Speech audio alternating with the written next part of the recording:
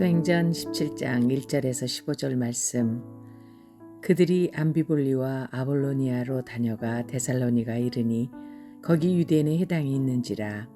바울이 자기의 관례대로 그들에게로 들어가서 새 안식일에 성경을 가지고 강론하며 뜻을 풀어 그리스도가 해를 받고 죽은 자 가운데서 다시 살아나야 할 것을 증언하고 이르되, 내가 너희에게 전하는 이 예수가 곧 그리스도라 하니 그 중에 어떤 사람 곧 경건한 헬라인의 큰 무리와 적지 않은 귀부인도 권함을 받고 바울과 실라를 따르나, 그러나 유대인들은 시기하여 저자의 어떤 불량한 사람들을 데리고 때를 지어 성을 소동하게 하여 야손의 집에 침입하여 그들을 백성에게 끌어내려고 찾았으나 발견하지 못하매 야손과 및 형제들을 끌고 읍장들 앞에 가서 소리질러 이르되, 천하를 어지럽게 하던 이 사람들이 여기도 이르매 야손이 그들을 맞아들였도다.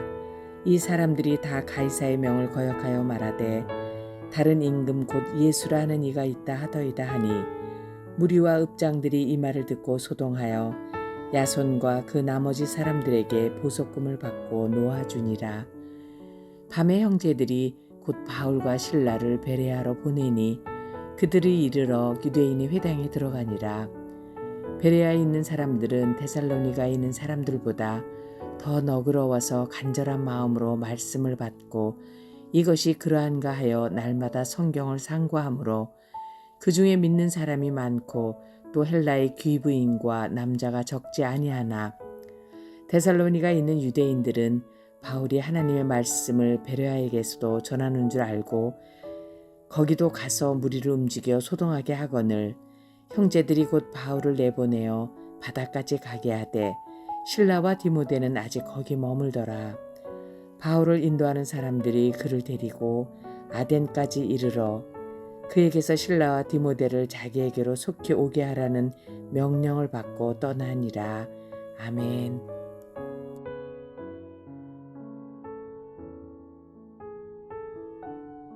함께 기도하겠습니다. 하나님, 늘 한결같은 은혜로 우리를 붙들어 주시고 또 한결같은 모습으로 우리와 동행하여 주시는 감사합니다. 하나님, 오늘도 늘 한결같은 하나님 앞에 우리도 온전히 반응할 수 있는 우리의 삶이 될 수 있도록 우리와 동행하여 주시옵소서. 이 모든 말씀 예수님 이름으로 기도하였습니다. 아멘. 할렐루야. 우리에게 예배와 찬양의 자리를 허락해 주시고 그 예배와 찬양의 자리를 통해서 살아계신 우리 하나님을 경험할 수 있도록 은혜를 허락하여 주신 우리 하나님의 이름을 높이 찬양합니다. 오늘 우리가 함께 나눌 말씀의 제목은 한결같은 신앙, 한결같은 신앙이라고 하는 말씀의 제목입니다.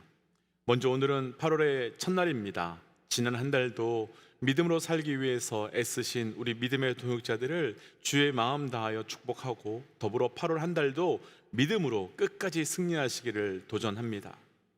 우리는 한결같다라는 말을 참 기분 좋은 말처럼 들리기도 하지만 한결같음을 유지하는 것은 사실 결코 쉽지 않습니다.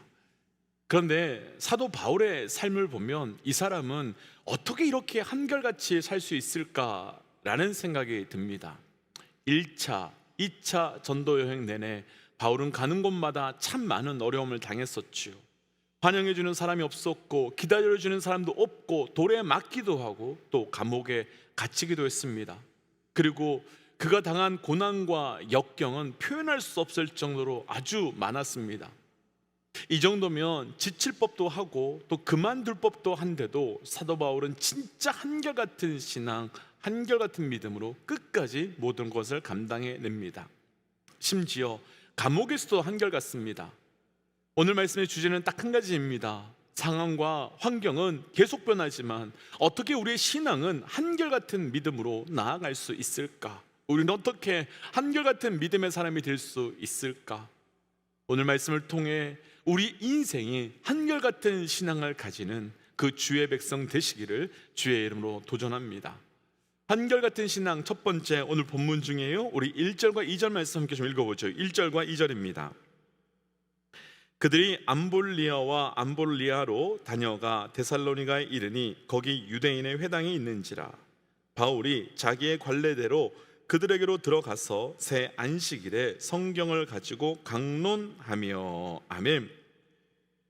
성경이나 생명의 삶을 가지고 계신 분들은 오늘 본문 1절부터 9절까지를 자세하게 한번 보시면 딱 두 문장으로만 구성되어 있는 것을 아마 보실 수 있을 것입니다. 1절에서 한 문장이 끝나고 1절에서 한 문장이 끝나고 또 다른 문장은 2절부터 해서 9절까지로 이어진 후에 끊어지는 것을 보실 수 있을 겁니다. 그런데 2절에서 9절까지의 모든 내용은 딱 한 구절이 걸리는데 그 구절이 바로 2절 중간에 나오는 자기의 관례대로라고 하는 구절입니다. 그러니까 2절부터 9절까지의 내용은 바울이 자기의 관례대로 무엇을 한 행동을 정리하고 있는 겁니다. 여기서 사용된 관례대로라고 할 때 그 관례를 원어로는 에토라라는 단어를 쓰는데 그 뜻은 습관이라는 뜻입니다. 그러면 원어에 가깝게 이 구절을 풀어본다면 바울은 언제 어디서든지 그리고 누구를 만나든지 자기의 습관대로 회당에 들어갔고 습관대로 말씀을 가르쳤고 습관대로 예수가 그리스도임을 선포했다가 되는 것입니다. 오늘 말씀에서 나누고 싶은 첫 번째, 어려움이 있고 고난이 있고 쉽지 않은 시간이 있음에도 불구하고 한결같은 신앙으로 그 은혜를 유지하고 그 믿음을 우리가 이끌어 나갈 수 있는 유일한 방법은 그 바울에게는 거룩한 습관이 있었기 때문인 것입니다. 그 거룩한 습관이 바울을 한결같은 신앙으로 끌고 나아가게 된 겁니다. 먼저 축복하고 도전하기는 저를 비롯한 우리 모든 믿음의 동역자들께도 한결같은 거룩한 영적 습관이 있으시기를 주의 이름으로 도전합니다. 먼저 우리 믿음의 동역자들께서는 어떤 거룩한 습관이 있으신지요? 한 성도분이 한국에서 오시는 목사님을 공항에서 라이드 해드리기로 했는데 바쁘셔서 공항에 나갈 수 없으셨다고 합니다. 그래서 대신 아들을 공항에 보내서 목사님을 라이드하게 했는데 아들이 목사님을 만나서 차에 태우자마자 아버지께 전화를 했는데 아들이 하는 말이 아빠 이 자식 어디다 데려놓을까? 라고 했다는 겁니다. 평소 그 가정에서 그 목사님을 어떻게 불렀는지 이 아이의 말을 통해서 충분히 드러나 버린 거죠. 습관은 매우 중요한 문제입니다. 왜냐하면 생각에서 행동이 나오고 그 행동이 반복되면 습관이 되고 그 반복된 습관이 인격을 만들고 그 인격은 한 사람의 인생을 만들어 가는데 그 작은 생각이 한 사람의 인생으로 확장되어 가는 과정에서 가장 중요한 단계가 바로 습관의 단계이기 때문인데 이 습관이 무서운 이유는 앞의 이야기처럼 무의식의 영역이라 내가 의식하지 못한 채 그렇게 인생을 만들어 갈 수밖에 없게 되기 때문입니다. 이와 관련해서 어거스틴은 신앙은 거룩한 습관을 만들어가는 것이다 라고 정의하는데 결국 신앙은 무의식적으로도 내가 하나님께 계속 반응하도록 거룩한 습관을 만들어 가야만 그 신앙이 유지될 수 있게 되는 겁니다.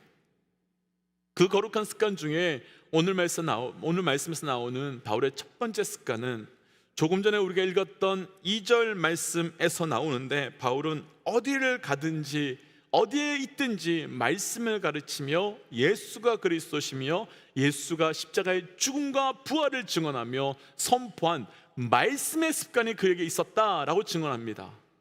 우리는 보통 성경 공부한다고 하면 말씀을 설명합니다. 그런데 바울은 말씀을 설명한 것이 아니라 증언하고 선포했다는 겁니다. 왜냐하면 내가 직접 경험했기 때문이며 내가 직접 보았기 때문이며 내가 직접 들었기 때문이지요.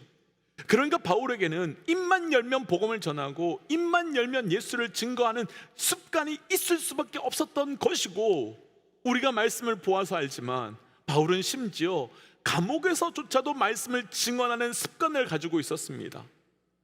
그럼 우리는 사람을 만나면 무슨 말을 많이 하고 어떤 이야기를 습관적으로 많이 나누시는지요? 또 사람을 살리는 말을 많이 하시는지요? 혹은 사람을 죽이고 비난하고 비판하는 말들을 더 많이 하시는지요? 도전하기는 우리가 그 어떤 사람을 이야기하고 그 어떤 사람을 증거하는 것이 아니라 오직 예수 그리스도를 증거하고 십자가를 선포하고 복음을 선포할 수 있는 거룩한 말씀의 습관이 있으시기를 주의 이름으로 도전합니다. 우리가 예수 그리스도를 선포하는 습관을 가졌을 때 우리에게 나타나는 현상이 하나 있는데, 오늘 본문 중에 4절 말씀을 한번 보시면, 4절 말씀을 보시면 말씀을 듣고 다양하고 많은 사람들이 예수를 묻게 되었고 바울과 실라를 따르게 되었다라고 합니다. 그러니까 우리가 말씀을 선포하고 우리가 경험한 은혜를 선포할 때 듣는 사람은 죽음에서 생명으로, 절망에서 은혜로 옮겨지는 역사가 나타나고 있다는 것입니다.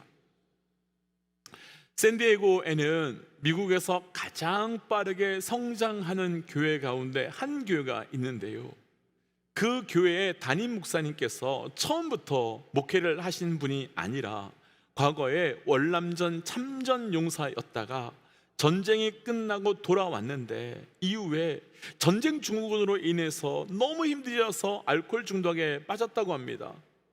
그러던 어느 날 너무 고통스럽고 힘이 들어서 술에 취해서 총을 가지고 자살하려고 했는데, 아내분이 습관적으로 틀어놓았던 TV에서 마침 빌리그램 목사님 설교가 나왔고 그 설교를 듣자 그 분께서 엎드려 통곡하며 회복되고 하나님을 믿게 되고, 그래서 자기의 삶을 다 드려 목회자가 되어 귀한 교회를 세우고 있는 분이었습니다. 그 목사님을 변화시킨 건 한 가지였습니다. 말씀. 바울은 빌립보 감옥에 들어갔을 때조차도 주 예수를 믿으라, 그리하면 너와 내 집이 구원을 얻으리라 라고 습관적으로 말씀을 선포했습니다. 그때 간수장의 모든 가족이 세례를 받았고 구원을 받았지요. 지금까지 우리가 다른 사람에게 무의식적이지만 습관적으로 아픔을 이야기하고 절망을 이야기하고 눈물을 이야기했다면, 이제는 그분을 선포하고 복음을 증거하고 십자가를 나누시기를 도전합니다. 그러기 위해 말씀이 우리의 삶에 경험되어야 하고, 그러기 위해 말씀이 우리 입술에 머물러야 되고, 그러기 위해 말씀이 우리 마음에 거해야 되는 겁니다. 그래서 도전하기는 우리의 말씀의 습관으로 우리의 자녀가, 우리의 배우자가, 우리의 성도가 변화되는 영적 은혜가 있으시기를, 그것이 우리 삶 가운데 경험되시기를 주의 이름으로 도전합니다. 두 번째 한결같은 신앙, 오늘 본문에서요 6절부터 8절까지입니다. 6절부터 8절이에요. 발견하지 못함에 야손과 몇 형제들을 끌고 읍장들 앞에 가서 소리질러 이르되, 천하를 어지럽게 하던 이 사람이 여기도 이르매 야손이 그들을 맞아들였도다. 이 사람이 다 가이사의 명을 거역하여 말하되 다른 임금 곧 예수라 하는 이가 있다 하더이다 하니, 무리와 읍장들이 이 말을 듣고 소동하여. 아멘. 바울이요 생명을 걸고 복음을 전하는데도 사람들은 바울을 잡고 때리고 죽이려고 합니다. 바울의 2차 전도 여행을 보면 바울의 계획대로 된 것이 거의 없습니다. 소아시아로 가려고 했는데 이 길도 막히고 저 길도 막히고, 결국은 그래서 마게도냐를 거쳐서 유럽으로 가지요. 또 여기서는 잘 되겠지라고 생각하면 핍박이 심해져서 도망가야 했고, 또 여기는 회동도 없고 아무것도 안 되겠다 하면 오히려 그런 곳에서 루디아 같은 사람을 만나게 되어서 복음을 전하게 됩니다. 또 감옥에 갇혀서 다 포기했는데 그 옥문이 열리고 간수장을 만나게 해서 복음을 전하고 세례를 베풀었지요. 안 되겠다 하는 데는 잘 되고 잘 되겠다 하는 데는 안 되는 일들이 계속해서 반복됩니다. 이런 걸 한국 속담으로는 상황만 보고 해석할 수 없다라는 뜻으로 세옹지마라는 말을 쓰기도 합니다. 그 뜻은 이런 이야기 때문이지요. 세옹이라고 하는 노인이 말을 기르고 있었습니다. 그런데 어느 날 그 말이 도망가게 되었고, 동네 사람들이 말을 잃어버렸으니 얼마나 안 됐니? 라고 하면서 염려하고 걱정하자, 세옹이라고 하는 그 노인은 인생사 우리가 모르지 않겠느냐, 그냥 실망할 것 없다 라고 말합니다. 그런데 어느 날 도망간 말이 좋은 암말 한 마리를 데리고 왔습니다. 그래서 동네 사람들은 진짜 부러워하면서 너무너무 잘 됐다 라고 말하니까, 이번에는 또 이게 잘된 일일지 아닐지 어떻게 아냐, 좋아할 거 없다 라고 말합니다. 그랬더니 얼마 지나지 않아서 그의 아들이 그 말을 타다가 떨어져서 다리가 부러졌습니다. 그래서 또 동네 사람들이 와서 걱정해주며 염려해주는데, 이번에도 세웅이라고 하는 노인은 이게 잘된 일인지 못된 일인지 어떻게 그게 아니냐라고 반응합니다. 그런데 얼마 지나지 않아서 전쟁이 터졌는데, 그때 젊은 사람들이 다 전쟁터에 끌려가는데 그의 아들은 다리를 다쳐서 전쟁에 끌려가지 않게 되었습니다. 그래서 이걸 보고 세옹지마라고 하지요. 우리 삶에도요, 잘 될 것 같은데 안 되고, 안 된 일 같았는데 잘 된 일들, 그런 일들이 있습니다. 이걸 믿지 않는 사람들은 세옹지마라고 하지만, 믿음의 사람들은 하나님의 섭리라고 말하지요. 하나님의 섭리는 보통 우리가 하나님에게 뭐가 되게 섭섭하고 되게 어려울 때, 혹은 또 이해되지 않을 때 하나님의 섭리가 있겠지라고 말하지만, 사실은 섭리는 그런 것이 아닙니다. 섭리를 한자로 풀면 다스릴 섭, 다스릴 리, 그러니까 하나님이 다스리는 삶, 그것이 바로 섭리를 말하는 겁니다.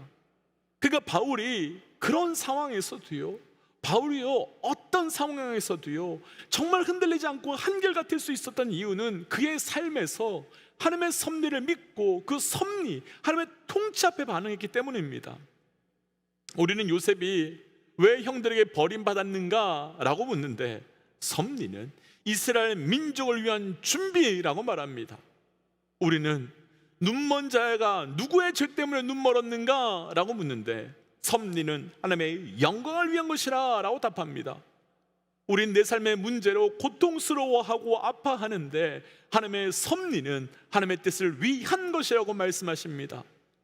나는 직장이 어려워졌다고 하지만 하나님의 섭리는 새로운 땅으로 부르시는 것이라고 말씀하시고, 나는 건강의 고통 중에 있다고 말하지만 하나님의 섭리는 주의 뜻을 이루기 위함이라고 말씀하는 겁니다. 어떻게 한결같은 신앙을 가질 수 있겠습니까?